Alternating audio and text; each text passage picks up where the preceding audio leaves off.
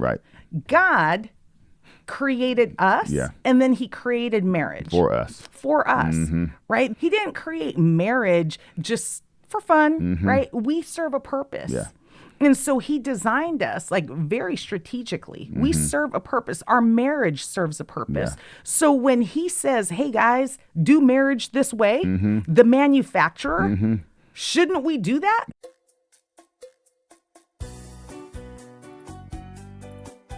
Hello and welcome to a Purpose-Driven Marriage podcast. We are Duane and Nadine Stewart, and we love any and all things marriage.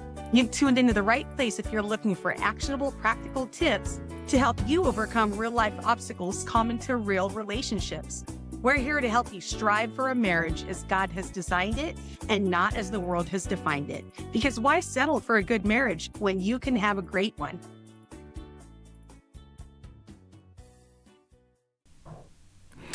Hello. Well, we've got it's a heavy episode today. Yeah. This has been on our mind for quite a while, I think. And it's very, very important for us to be, number one, prayerful about it, because we know that, as we talk, and especially about marriage, we want to make sure that it's on point, especially with what the Bible says. Yeah. And what God is calling us to talk about. But we do feel like God is calling us to talk about this today. Yes. Oh, my goodness. We always know when God's calling us to talk about something, because anything and everything that can get in the way of us being able to record the episode gets in the way. And so we're like, okay, Lord, like you want us to talk about this. Now let's please make it happen. And so, you guys hear me talk about mindsets all the time. Right, babe? Like, you know that I'm really big about what we allow our minds to focus on, or even like our perspective on things. And so this is, in a way, a mindset thing. Yeah, 100%. Yeah, and it's essentially how you look at your marriage. Like, do you view your marriage as a contract? Right. Or do you view your marriage as a covenant? Yeah. The way that we initially thought about it was, how does the world view marriage compared to how God views marriage? Exactly. Right. Exactly. And this kept coming up because I remember a couple of weeks ago, I was doing my devotional and, reading about marriage. And I end up in this part of my Bible where it has a commentary from a relationship expert. And he starts calling the way the world views marriage as contractual, versus the way God views marriage as being, a covenant relationship. And I was like, you know what? That makes so much sense, because this has been like on my mind for a really long time. And then you and I went to a marriage conference and they started talking about the exact same thing. Like, and okay. so, then, she read that in her devotional. We didn't talk about it. And then when they walked through that at the conference, I was like, hey, we should talk about this. And so, that's validation right there. Let's do it. Exactly. So, all right, let's get right to it. Like, what do we mean about, contract and covenant relationships? And why is this even top of mind? And by the way, let me back up just 1 second. So the reason this is so important, and the reason why we talk about how this is another important mindset to really have a handle on is because how you view your marriage, whether it is a contract in your mind or a covenant in your mind, it directly influences how you show up. Yep, how you act within that marriage, and how you view your spouse and the sanctity of that relationship. Absolutely. And even just coming down to the most basic level, how you communicate, how you handle conflict, your level of commitment to the relationship, how you forgive, even intimacy is impacted by how you view your marriage. And so let's talk about the difference between how the world views marriage, or at least how today's culture views marriage, and what that means, what a contractual mindset for marriage is. Well, I see and I hear very often that you talked about the whole mindset, and it's like, okay, well, I'll stay as long as I'm happy. You know what I mean? Or if you mess up, then that's it. We're done. Like, there's no grace. Yeah. There's nothing, because when you think about a contract is transactional. Yes, right? Yes. It's a transaction. You write something down. I agree to the terms, you agree to the terms, and if somehow those terms are breached in any way, then it's voided and we're done with the contract. Yeah. You know what I mean?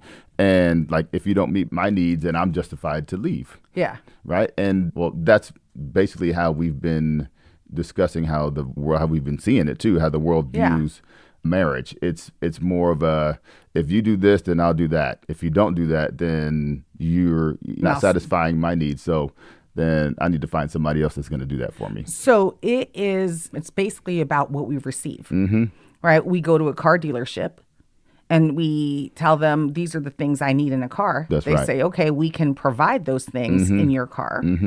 And as long as they provide it, cool. Yeah. Right? Like, let's sign the contract because I am receiving what I want. Right. And you're receiving the monetary amount that you want. Right.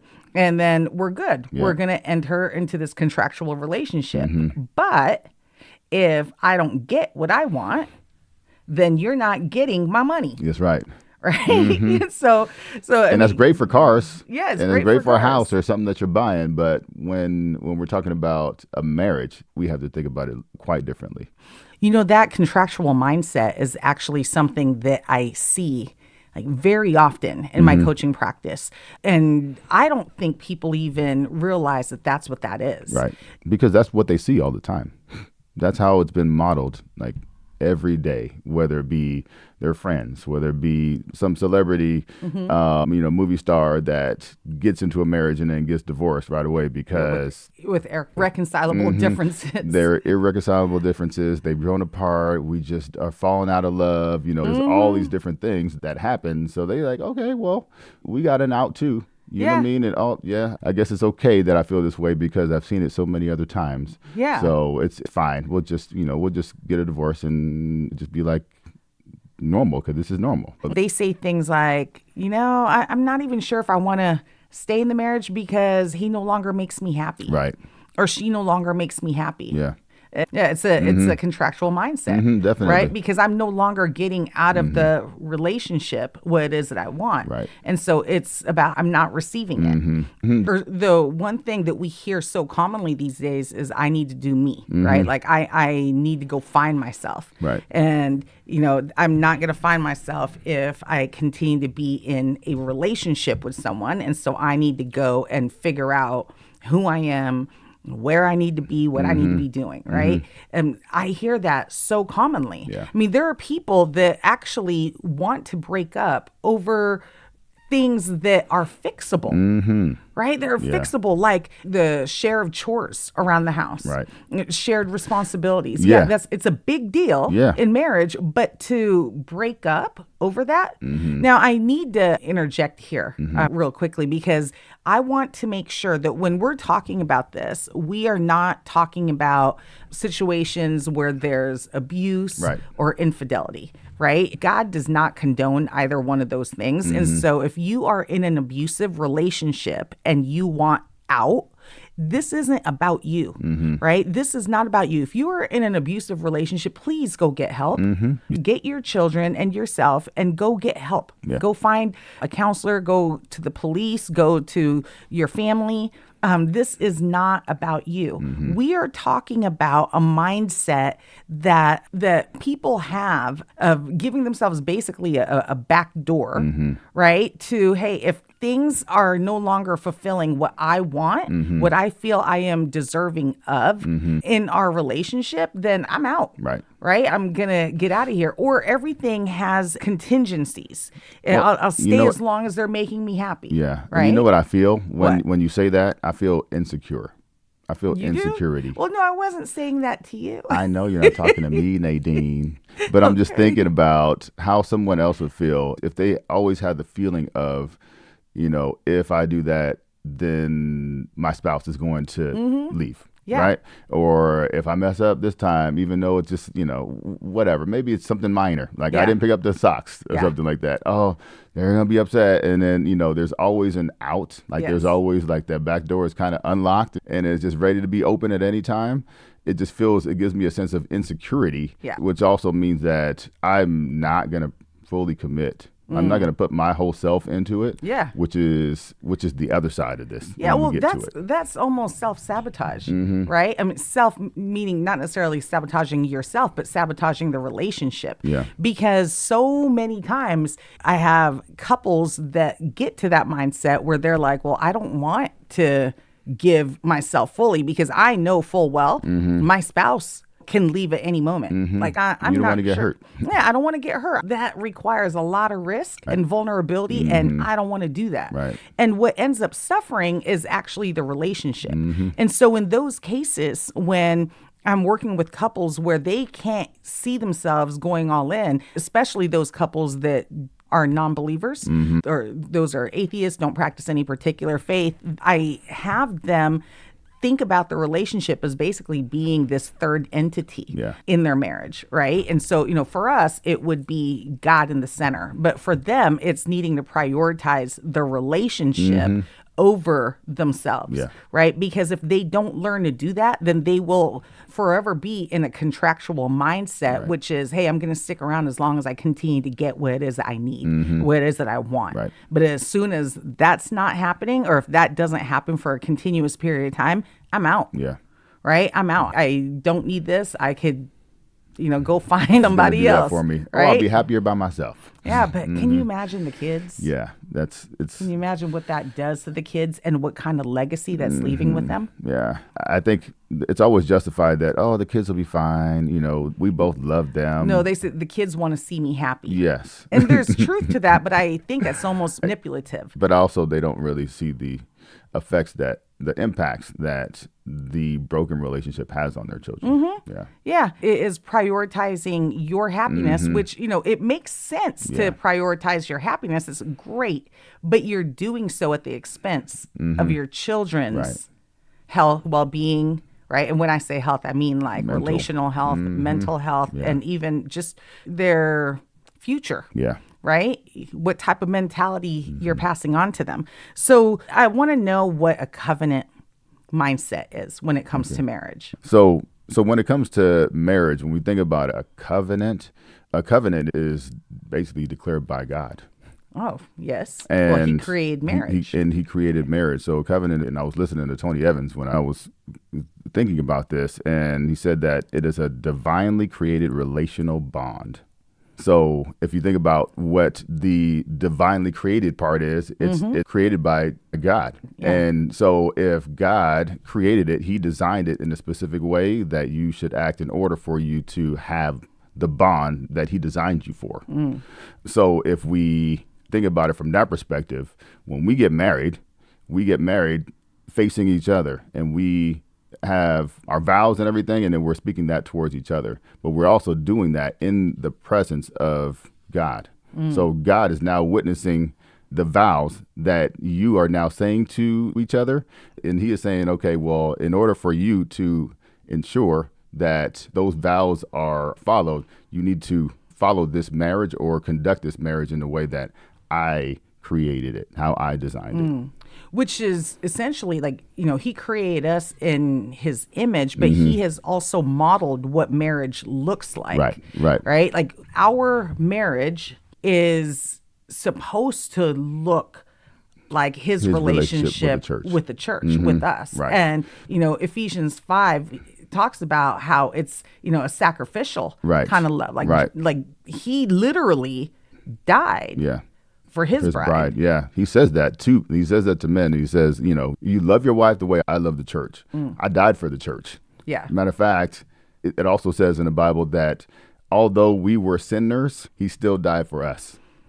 You know what I mean? Yeah. So it's not contractual. It's sacrificial, and there's no contingencies involved, right? So it doesn't matter what you do. Yeah. I still love you. Yeah. You know what I mean? It is a sacrificial love and unconditional. From that perspective. And so when we think about how God loved the church, how Christ loved the church, it was sacrificial, it was unconditional.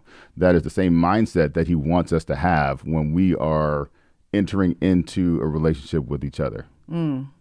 So essentially, when we're comparing a contractual mindset and a covenant mindset, the contractual mindset is about what it is that we're receiving from this relationship, whereas the covenant mindset is about what we're willing to give. That's right. Right? Which in God's, from his perspective, he was willing to give all. And so we are to enter that relationship with our spouse, willing to give all to the relationship. Yeah. And what's interesting about that is that he gave all of himself, knowing that there were going to be times where we failed him. Yeah. You know what I mean? There are going to be times where we didn't do exactly what he would expect us to do. And so, but we but weren't still, perfect? We weren't perfect. You know what I mean? Yeah. And so let's think about being perfect in a marriage. Yeah. Our relationship, we know that we're two imperfect individuals. We're completely flawed. There's going to be days where I am doing exactly what I need to do as a husband, as a father, and as a man of God in this relationship. And you feel like totally loved, you feel cherished, you feel protected, you feel secure, right? Yeah. And there's going to be times where I fail in that, right? Yeah. Where I might not be in the best mood, or I might, there might be things going on in my life where maybe I have some health issues or whatever it is, and you just feel work issues, and they're just affecting the way that I show up in the marriage. That doesn't necessarily give you just freedom to just say, all right, you know what? Yeah, since you're not feeling satisfied, right? Because of those things. Yeah. That doesn't give you the credence to just say, okay, I'm done. You haven't really satisfied me in this way. I don't feel secure, whatever it is, and I'm leaving, right? In that situation, that's when you step up, because if I'm not giving my whatever my 100% is, then you fill in and you support me in the way that I need to be supported to get me back to where I need to be, right? Yeah. And then once that does happen, then everything's good. We support each other and build each other up so that whatever is lacking, that gets filled up so that we can be at 100%. Yeah. No, I'm so glad that you said that second part about how my mind should not go to, okay, my husband's spending way too much time at work. I don't feel like my needs at home are being met. And so therefore, I'm going to leave this relationship. I'm going to go get my needs met elsewhere. Yeah. But rather than doing that, it's, hey, you know what? How can I bring him back? How can I get him to see that this isn't healthy for the relationship, right? But there's going to be people out there that are saying, hey, I've tried that. Right. I've tried that. And he still puts his work ahead of the family. What do I do then? Right. And, that's when you go get help. Yes. That's also when, if it's your husband issue, that's when he needs to lock arms with another man of God that understands what he should be doing, right? And understands what's the actions and behaviors and mindsets that are detrimental to the marriage union. You know what I mean? And getting them back on the right track. Iron sharpens iron. We talked about that. I don't even know if we talked about that really that much. But iron sharpens iron, just as one man sharpens another. If you are going on a different path than you need to be, and you've already kind of established that, okay, there's people in your life that you can go to help you and counsel you and then kind of bring you back to where you need to be. That's what you need to do at that point, because if your wife is not helping you to kind of remember what path you should be on and get back to where you need to be, then there has to be another man. Maybe it's a pastor, or maybe it's a good friend, or whatever it is that you can talk to get you back to where you need to be. Yeah, and I would even be careful about saying it like that. It's not that your wife is not helping you, but maybe you're not receiving whatever it is that your wife is trying to convey to you. That's basically what I was saying. It might have came out wrong. Yeah, and so because we don't want all the ladies listening to us to be mad at you. So yeah. So, but you know what? I want to pause for a minute because, we have to recognize the fact that not all of our listeners are Christians.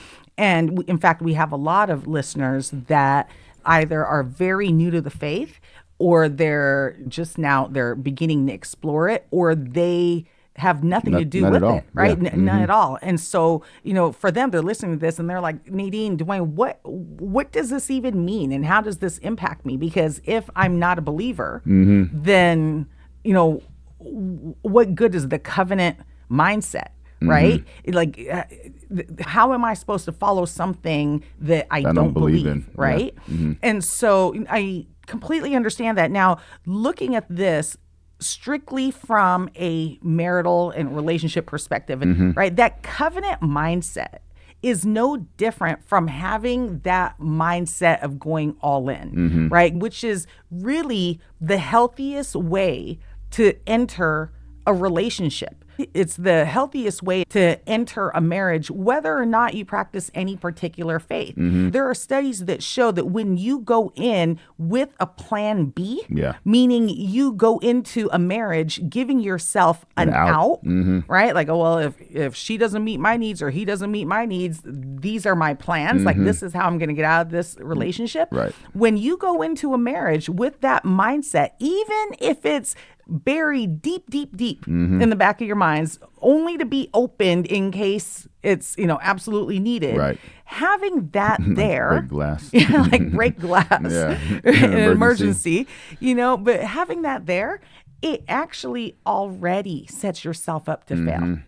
It's there. Yeah, you That's do. the thing. It's not. No one else you can may have see buried it, way back. You say, okay, I'm not going to access this until it gets to this point. Like, you already know it's there. So in your mind, you're like, yeah, regardless, I still have this option if everything, doesn't go my way. Yeah, I mean, I'm constantly citing studies, and Dr. John Gottman is the one that I cite almost often. Every episode, because he has done the longest as far as duration studies out there on relationships. And, one of the things that they've found is that relationships that are rooted in commitment, right? Commitment, shared purpose. Those are the relationships that end up lasting, and not just lasting, but they thrive. Yeah. And so it's the same concept. It's the same mindset. So even if you are not a Christian, even if you don't believe in God, even if you don't have that personal relationship that many of our other listeners have, this still applies to you, because it's all about how you view this relationship, how you view your marriage, and how you view it will directly impact how you show up for it. Yeah. It will directly impact your commitment to it. Remember, that was one of the things that I often ask people when they want to work with me. I ask them if they're committed to their marriage or if they're simply interested. Yeah. Because if you're just interested, you're going to do what's convenient. You're going to do just, well, if it makes me happy, if it works for me, if it's, if it aligns with what my needs are right now, then I'm going to go ahead and do it. Yeah. And if things get difficult, if they get a little hard, if you hit a bump in the road or an obstacle, then you're like, oh, you know what? This is not that interesting anymore. Yeah, exactly. But then that's lacking commitment, right? Because when you're committed to your marriage, you're going to do whatever it takes. That's right. You're going to do the hard things. And so when you enter your relationship with that mindset, or even if you've been married 10 years and didn't know that you had a contractual mindset, switching over to the covenant mindset, the mindset where you are in here till death do you part, right? Because that's what you said. Those aren't just words. Yeah. And you know what? I actually find that interesting that those are a part of our marriage vows. Yeah. Like, everyone says it. Like, I can't say everyone, in sickness and in health. Yeah, most people say that. That's like the standard wedding vow that most of us recite. But many people don't realize that is biblically based. Yeah. Right? Because death and adultery are the two outs. Yeah. Right? Those are the two exceptions that God gives when it comes to your commitment to your marriage. Right? To your marriage covenant.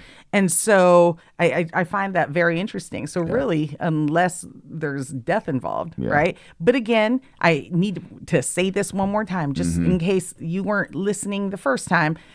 If you're in an abusive relationship, this is not for you. Right. Right? This is, okay, I should restate that. If you're in an abusive relationship, please get help. Yes. Right? Please get help, because we don't ever want anyone who is being hurt, who's being abused, to feel like they have to stay exactly where they are in order to be obedient, because God does not condone that type of behavior in marriage. Right. We are to love and protect and care for one another. If you're an abuser, you are not loving, caring for, or protecting your spouse. It needs to stop. Yeah, definitely. And if you're the victim of that, please go and get help. Yeah. Okay, so I just want to make sure that we explain that, right? Because we don't ever want anyone to feel like there's no hope for them. They don't have an out. There are reformed abusers. There are people that were doing that have learned that that's wrong and have sought help and have become good people Repented, after and now that. they're- Exactly. yeah. So anyway, let's break this down again, right? Let's talk about why this is so important and comparing the contractual and covenant mindset again. Yeah, because however you think, whatever your mindset is towards your marriage is what it's doomed to end up as. You know what I mean? Okay. Either in a positive or a negative way.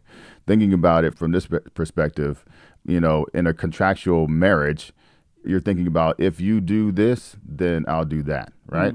In a covenantal marriage, you said, even if you don't do that, then it's okay because I'm still going to be here and I'm going to do this for you. Yeah. You know what I mean? Those two things, in essence, are total opposites. Yeah. But it also exhibits what your mindset is towards your spouse. So the way I actually like to remember it is a contract marriage is me focused, whereas a covenant marriage is giving of oneself. It's God focused and it's relationship focused. Right. What is it that's going to benefit the relationship? How can I give to the relationship so that not only does it build on the relationship, but it also glorifies God at the same time. And what's cool about that is that we always talk about supporting each other and supplying basically the needs of each other. We talk about how if I'm thinking about your needs and you're thinking about my needs, then we're both taken care of. Yeah. You know what I mean? And we're not thinking about ourselves. If we're thinking outwardly or towards the other person, then all is going to be good. And that's basically what this is saying in essence. I mean, there's a lot other aspects of it, but in essence, if I'm thinking about you and supporting you and in your needs and thinking about, the things that just bring you joy, then that's what a covenantal mindset looks like. Yes. Outside of just the fact that God is in the presence of it. So if we're thinking about how he fulfills the covenants within the Bible and we take on that mindset, then we're doing things the right way. A covenant marriage, babe, is beautiful. It's beautiful to me. You talked earlier about how the contractual mindset making you feel insecure. I can see why that would be the case. And at the same time, I think about what a covenant marriage looks and feels like, and it's just beautiful to me. Yeah. Right? It creates that feeling of security knowing that I'm all in. And it isn't even because of you. Yeah. It isn't because of anything you've done. It's not because of what you can offer me, but it's because of my choosing. It's me choosing to be here, present with you and putting all that I have into our relationship at any given time. And as a believer, I do that because I want to glorify and honor God.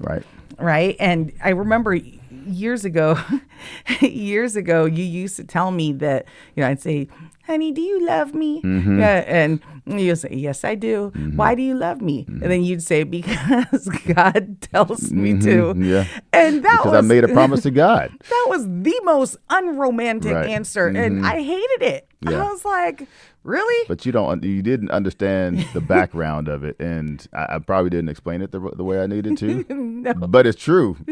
I made a promise to God. Whatever you do, it doesn't matter to me. You know what I mean? Yeah. That was and is my mindset. And it's like, Yes. if you decide that you're going to run away to Texas somewhere and leave me and the kids, I'm like, okay, you know what? That was horrible. But I still love her, you know what I mean? And we're going to work things out and things will get better.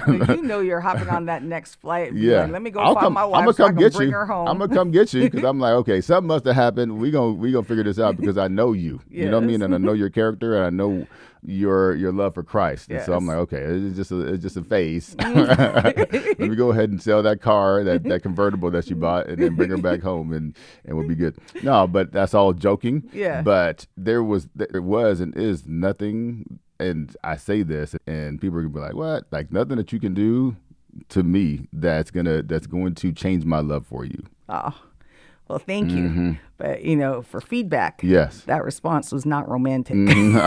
It's true. It's true. I get it.